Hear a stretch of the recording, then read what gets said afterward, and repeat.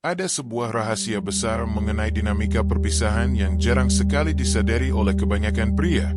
Sebuah kebenaran pahit yang menyatakan bahwa pukulan paling mematikan bagi ego seorang wanita justru tidak pernah datang dalam bentuk suara yang menggelegar atau makian yang kasar. Kehancuran mentalnya sama sekali tidak berawal dari pertengkaran hebat yang meledak-ledak di tengah malam yang sunyi, melainkan justru bermula dari sebuah keheningan yang sangat pekat, misterius, dan tak tergoyahkan. Itulah hari di mana intuisi tajamnya tiba-tiba menangkap sebuah sinyal yang terasa sangat dingin, sebuah momen sakral di mana dia pada akhirnya menyadari bahwa kamu sudah benar-benar tidak lagi membutuhkannya untuk merasa utuh. Perasaan tak kasat mata itu akan merayap perlahan namun pasti, menghantam perasaannya dengan sangat telat melalui sebuah ketenangan langka dari dirimu yang tidak akan pernah bisa dia jelaskan dengan akal sehatnya. Inilah saat di mana seorang pria berhasil merebut kembali kedamaian jiwanya, membuat keseimbangan tak terlihat di antara kalian seketika bergeser dan keyakinan dirinya mulai runtuh berkeping-keping. Sementara dunianya mulai dipenuhi dengan teka-teki tak terjawab, kamu justru berdiri dengan sangat kokoh, kembali bertahta sepenuhnya pada pusat kendalimu sendiri tanpa sedikit pun keinginan untuk menoleh ke belakang. Fase pertama dari proses ini dimulai ketika dia mendapati dirimu berubah menjadi dingin secara total. Hal pertama yang akan dia lakukan bukanlah pergi meninggalkanmu dengan penuh drama, melainkan membekukan suasana dan sekadar mengamati apa langkahmu berikutnya sebagai bentuk pengujian. Disinilah mayoritas pria seringkali salah membaca situasi, karena balasan pesan yang mulai memendek dan kehangatan yang memudar sebenarnya adalah cara dia menguji seberapa besar pengaruhnya atas dirimu. Sistem sarafmu mungkin mendeteksi adanya jarak jauh sebelum akal sehatmu mampu merasionalisasikannya, memicu insting lama untuk segera memperbaiki keadaan atau bertanya apa yang salah. Namun, disinilah jebakan itu dipasang.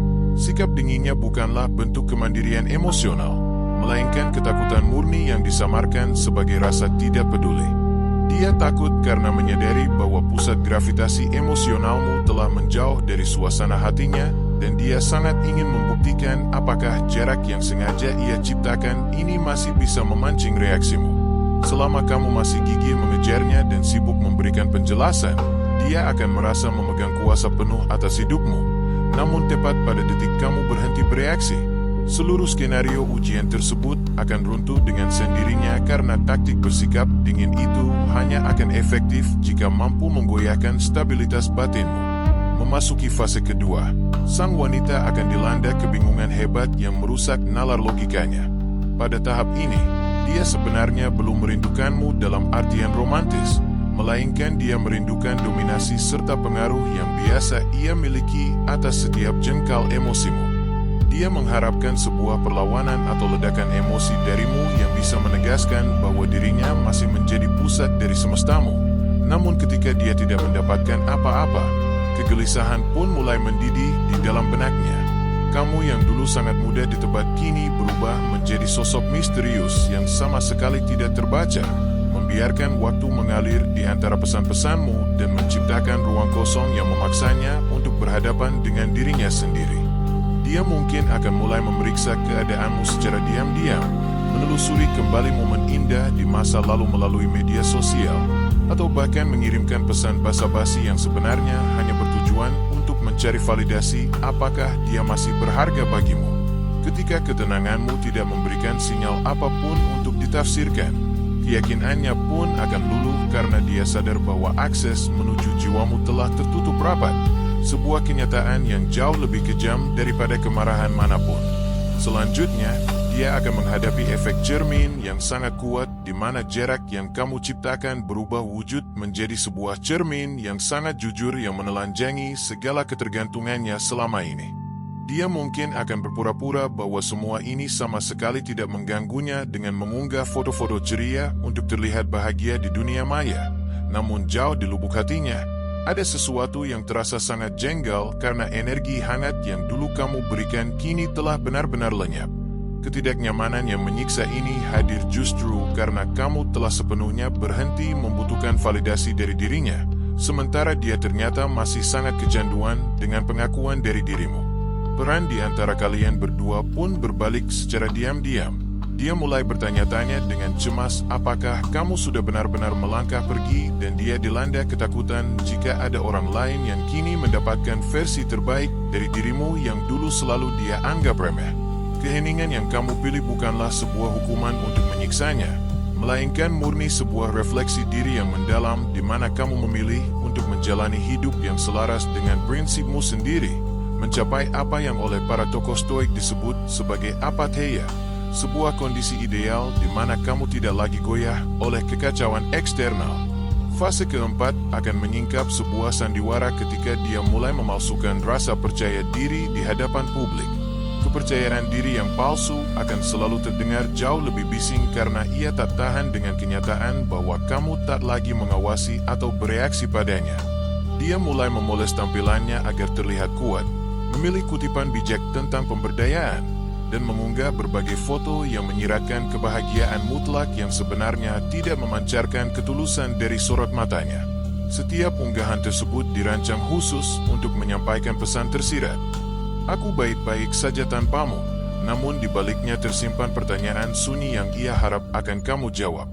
Namun, saat kamu berhenti bertindak sebagai penonton setianya, segala hal yang dulu tersimpan rapat di hati kini menjelma menjadi ajang pembuktian yang melelahkan bagi dirinya. Ketahuilah bahwa rasa percaya diri yang masih haus akan pengakuan visual pada dasarnya sudah sangat rapuh, dan pertunjukannya akan semakin intensif justru saat kamu semakin menunjukkan ketidaktertarikan.